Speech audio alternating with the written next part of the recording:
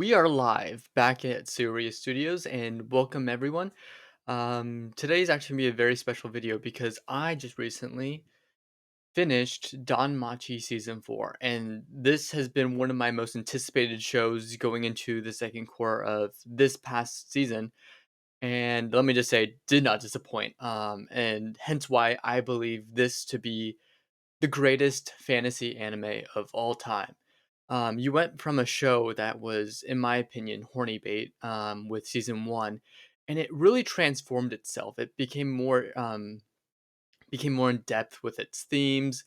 It really had interesting character motivations, and the character writing just increased to the point where all the characters that were very shallow either got a lot of deep characterizations or were sidelined, which I thought was really good.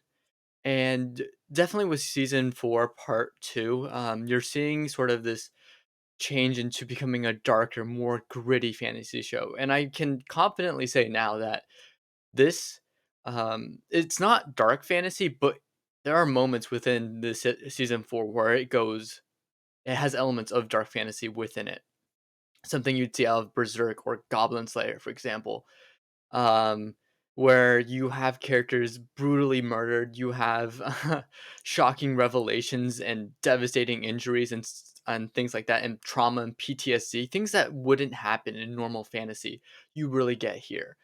And the reason why I think this is probably one of the best fantasy anime of all time, just not just, recently, is because of the main character Belle. And if I skip ahead to sort of just talking about Belle as a character, he goes through a lot. And I like to call it the Peter Parker phenomenon, where you have a character who is so uplifting, so pure and innocent that all you want to see them do is suffer, because by seeing her, it puts a strain on them to have to like push themselves to overcome such a bigger hurdle. And you definitely see that with Bell here is in season 4 there are multiple moments where he will become depressed.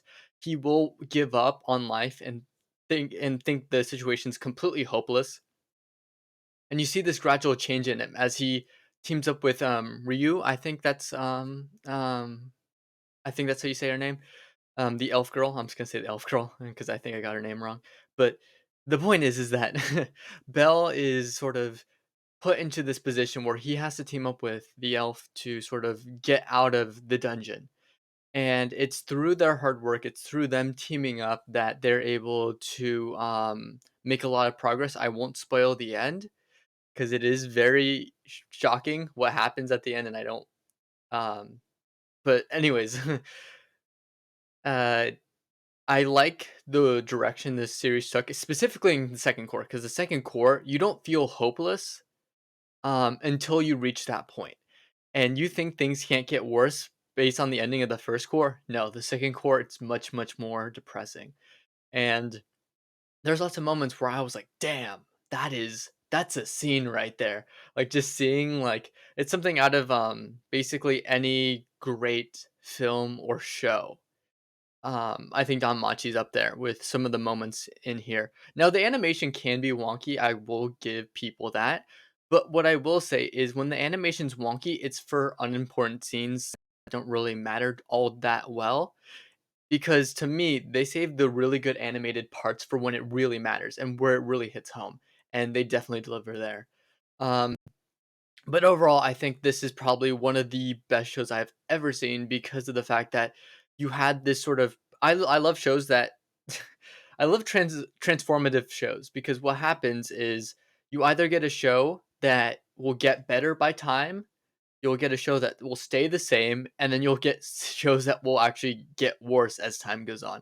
And more often than not, a lot of shows end up getting worse based on how far the series goes and how many seasons it gets. I think Don Machi is the rare exception where it actually gets better. Because I will say season 1 does not hold a candle to season 4. Season 4 is so good. And I can't wait to see what happens to Don Machi. I hope it gets a season 5. I haven't seen that much buzz on sort of renewing the series, and I'm gonna cross my fingers because I thought what they did does a phenomenal job. Like season 3 and 4 just knocked it out of the water because you had the Minotaur fight, and then you had the Juggernaut fight. It's like, oh, that was but yeah, those are just my initial thoughts. I just wanted to get them off my chest really quickly. So if you guys have any comments or about the last finale, if you've seen it, or if you're thinking about getting into Danmachi or not, please share why. I'd love to hear what you guys think in the comments. And yeah, I think Danmachi is the greatest fantasy anime of all time. Uh, and yeah, so it's just gonna be a quick video on that. So I'll catch you later. Peace.